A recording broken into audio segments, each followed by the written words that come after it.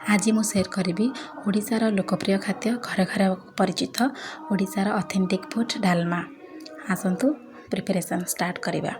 से मुझे नहीं आलू कखारू कंचा कदली गाजर अमृतभंडा और डाली आपड़ जहाँ भी पनीपरिया चाहिए ऐड करें कारण डालमा तो पनीपरिया भरपूर डालमा तैयारी होता है।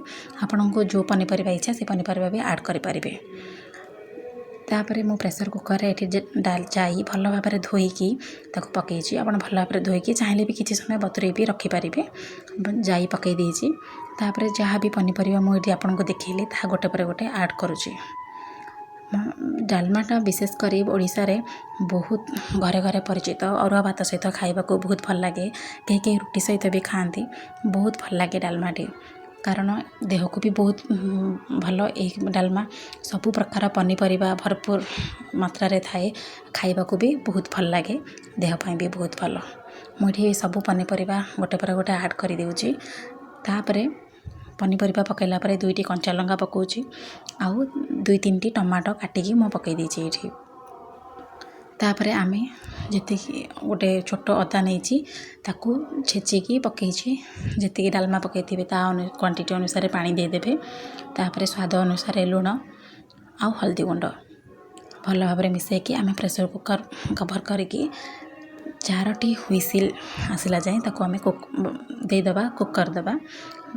तापरे आमर डालमा रेडी हो गलानी। से डालमा पाए आम गोटे तड़का बा फुटण छुंक बनैबा ये से मुझे रिफाइंड ऑयल नहीं आपड़ चाहिए घी भी नहीं पारे। ये मु सोरिष फुटाऊँची तापरे सुखिला लंका फुटण पाई आउ किछि अदा मन रखिए मु डालमारे भी अधा पकई भी अधा पकाउची। ये अधा पकईले द्वारा फुटण तार गोटे अधार गोटे स्मेल बा फ्लेवर आसी थाए डालमा को बहुत भल लगे खाइबा को बहुत भल लगे डालमाटी। तापरे मु मरच गुंडा पकईची बहुत कम पकईची जस्ट डालमार गोटे कलर ऐड कर और डालमाटा देखा भी सुंदर लगे खाइबा को भी टेस्टी लगे। तापरे डालमा मु ये सब पकई दूची। डालमा पकईला परे ये आउ गोटे जिनस मु ऐड करुँची जोड़ा आपन को भल भाव में डालमा मिसई देबे।